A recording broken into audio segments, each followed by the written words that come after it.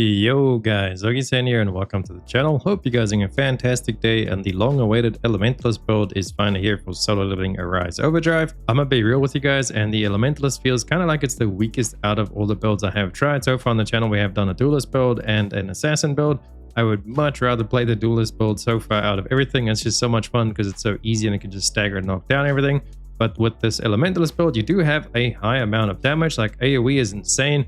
The single target damage is not bad, but it's very hit or miss depending on if you can actually dodge bosses and do extreme evasions and things, because you don't end up knocking things down nearly as much as you do with Duelist, and you don't do as much damage as Assassin. So it's kind of like in this weird middle ground. It has some crazy AOE, so it's really good if you farm like the raid gates, but you just have to be careful of the dragon boss at the end, because you can beat him pretty easily, but then at the same time, you can also just have a bad run and he's just going to wreck you if you don't avoid his attacks and stuff, because you do get hit pretty hard. You're not tanky at all. And we do also play with half HP because of the way we have it set up. So with that all out on the table, let's hop into how I've actually gone ahead and built it. So having a look at our Jinwu, our stats is 100 into agility, intelligence 200, and perception 100. I wish we had some more points to put into strength.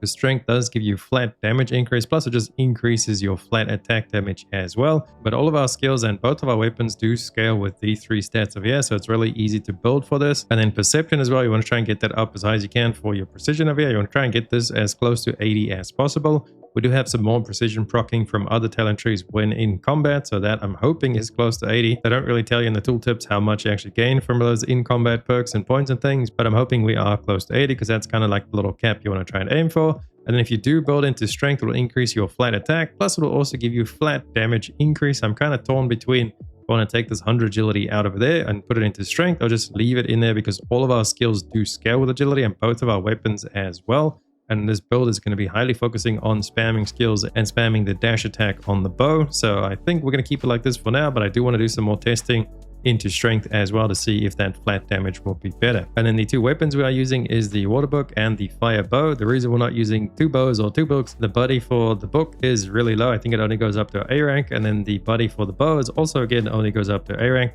So both of these are S ranks and they give us a lot of HP and attack. We'll be missing out a lot of those stats if we were using the lower tier weapons. This is the other bow, for example. See, it only has 400 attack, pretty weak, and then the other book was something similar. So I have ended up using the water tome and then the fire bow. This thing is crazy and it does a ton of extra damage. I also do want to have the two different elements because we do have a lot of skills that increase the scorch application as well as the cold or the water application. So these are going to be playing back and forth off of each other, and the water book actually does quite a bit of damage as well. Gives you super armor. You can still take damage during the animation, you just can't be knocked down with the super armor. And then the bow does like this rapid fire that just shoots out and does a ton of damage. And the bows are mainly going to be what we're going to use to do our damage as well, doing the backward dash attacks. I'll show you guys how to do that once we get over to the rotation. And if we come have a look at our skill tree, we're rocking full Elementalist build. We're using everything here. All of these skills are really good. All of these buffing damage, defense, spin, elemental application, and damage. So the full Elementalist tree, you want to grab everything in there. Then we have put 4 points into the ruler, just getting our favorite skill in the game, Disintegration. Slightly decreases the enemy's defense when you use a QTE skill, which is going to be quite often, and a lot of the QTE skills buff some other things as well with our support hunters and things. And then the last couple of points we put into the assassin tree over here for whenever the user uses extreme evasion or shadow step, become immune to enemy attacks for a short period of time. And also when you use extreme evasion, increases your critical hit rate. Then if you have a look at the weapon tree, we're taking the bow perks over here, and damage dealt to targets within 5 meters is reduced, but significantly increases the damage dealt more than 5 meters away. Now this one I'm still not sure if I want to keep it or not. I think we might end up dropping this because we're kind of doing the backwards dash attack, which over here, if you proc the backwards dash attack, increases your damage. Over there as well, increases damage of the backwards dash. So sometimes when we do the backwards dash or even the forwards dash, we kind of put ourselves into the range. But if you just really focus on only doing backward dashes, I think you could get a lot of value out of that. And then we do have a couple of points over here into the focus tree, mainly just the left side, to increase the chaos damage and the overwhelm effect. This is just going to proc like when you have multiple statuses on the target, it's going to do extra damage. And then one of our support hunters has like an erosion buff that she puts on him, so that's like wind damage. You're doing all kinds of damage buffs, and I think that's how it builds up the overwhelm and then the chaos effect as well, so that just increases the damage over there. And then we also have over here increases our attack proportional to our intellect. That's why I put so many points over into intellect to get the increased attack over there. And then this one's just going to increase your elemental reaction, so more on the elemental damage side of things. And then for the physique body enhancement, we have gone ahead and fully maxed this out now, and we also got quite a couple into the Monarch's Awakening. We did the 4 over there to regen your Monarch quite a bit faster. And then we have a couple of points here. This is going to give you a shield when you go into Monarch Awakening. This is also going to make you do more damage when you are in the Monarch Awakening, which does save you sometimes, especially with this build being as squishy as it is. And then the skills we'll be using is Wildfire Cold Storm on our first skill set, and then Iceberg Annihilation on the second skill set. Now both of these, we'll kind of rotate between them. This one increases the Scorch elemental status, and then this one increases the Cold Ice. So they kind of, both of them do that, and then these two do it as well. Cold Ice on that one, and Annihilation does the Scorch on that one as well. So we can just build up our OVERDRIVE gauge for the Elementalist with the Scorch and the Ice stacking up really quickly. And then for QTE skills, we're using Dash, Shadow Step, and Rebuttal. And then for our Blessing Stones, we're running the Daily Quest Completion, just in case you do die, which does happen every so often. I think it's like 40-50% HP you will get back. So it's pretty much just a lifesaver. Once per mission, you can die, and then you don't actually die. And then we are running Weakness Detection over there just to increase the skills in the Elementalist skill tree, which is pretty much everything we're using. And our elemental acquisition rate as well is going to increase the status build up. So we are running the boss layer just to increase boss damage greatly. And then for the last one, we're running HP extraction. Although this one's really weak. Maybe at the legendary tier it actually gets a lot stronger, but it's only doing like 40 HP restoration. So it's kind of weak. I would actually suggest rather using this. Maybe we'll just switch over to it right now, because we were testing it before, and that's only giving like a small amount of healing. So I think I'm going to go back to the blessing over there to just get more HP overall. And then for the artifact sets, we're running pretty much the same as every single other build. We're running 3-piece Shaman. You can see on the side there, 2 set increases your attack significantly. And then the 3 set, whenever your basic skill hits, it has a chance to inflict burn. That burn dot does a lot, especially with the Elementalist tree buffing all of like burn damage and cold damage and everything. And also the burn deals additional damage proportional to our user's attack while the effect is active. So you get like 10k plus ticks of burn damage when you are actually using this set. We have 1-piece Burning Curse. This is coming from our glove. It's just making us take more damage, but it's also making us do a lot more damage. And then for the accessories on the right side, we're using the full skeleton set. This is pretty much going to keep you at 50% HP all the time.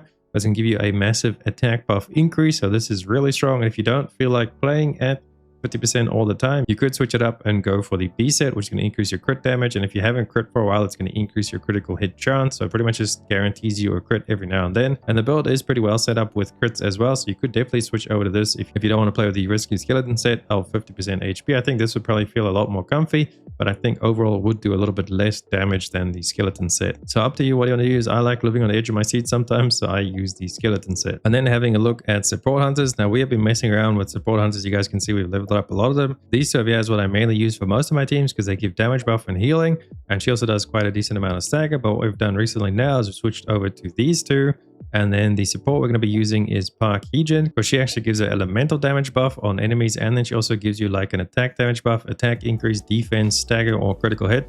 Going to be random which one of these, and only one of them can be active at all times. And then if we can have a look at her skill, this is her support skill. It's going to make enemies take some more elemental damage, and you proc this by using your QTE skill, which we'll be doing quite often. If we have a look at this guy, he's going to reduce enemies defense, because when he attacks, their defense decreases temporarily, and he's pretty much just triggered whenever there is an enemy around with a stack gauge or a boss, or if you use a chain smash 2 times within 5 seconds. So he'll be out pretty often. And then lastly, we switched over to Lee Bora as well, because she does this little thing where she sucks enemies in, but she also makes them take more damage when they are inside that circle. Damage they can increase is inflicted on the enemies in the divination circle. And then again, to actually get it to do this, all you need to do is use a QTE skill, or if there are 3 or more normal monsters nearby. And we also do have each of their weapons for them as well, with hers being obviously the most important because it's giving you the buff. Then if we have a look at the artifacts, we're running the Shaman set with her, and we're also running the Greed Helm over there to increase damage when we stagger something. And then for her, whenever the HP recovery effect is triggered, everyone in the party has a chance to get attack and defense up for a long period of time.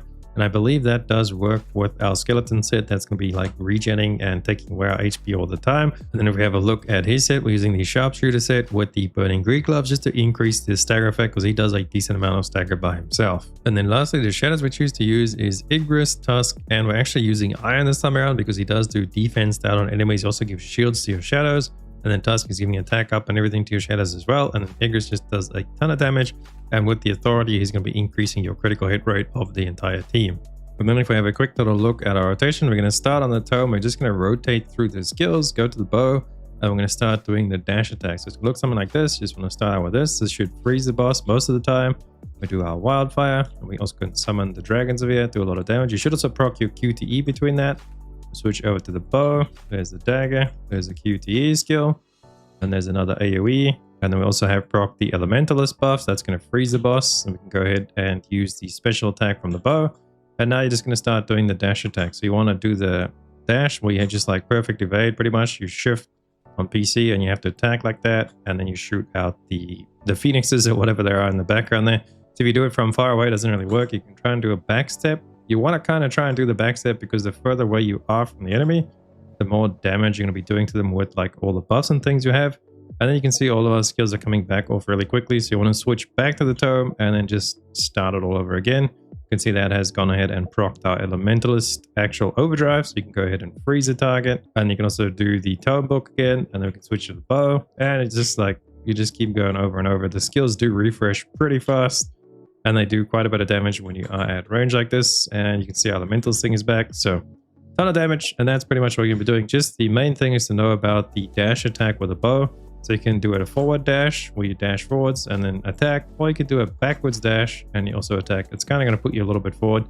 So maybe you go a little bit further away, backwards dash, and you attack, and it does those. You can see that actually ends up doing a ton of damage. That's going to be pretty much everything for the video. If I missed anything, let me know down below in the comments. Or if you guys have other suggestions, maybe for different weapons with the Elementalist, so we can make like a tanky build, I'll be all ears. But for now, the next thing we're going to try and work on is a ruler build. And then once that's done, depending on how that feels, I'm probably just going to go straight back to Duelist, because so far, out of all the build testing, Duelist just feels like the comfiest for me out of everything, and the damage is not bad at all. So maybe we'll hop back on Duelist and try different weapons to try and like make it do more damage while still maintaining the comfiness. But anyway, thank you guys so much for watching this video. Hopefully it helped you guys out and you guys can go live out your Elementalist dream. If it did, don't forget to drop a like and a sub on the channel. It helps me out a ton, and I'll catch you beautiful people in the next one. Augiesaint out.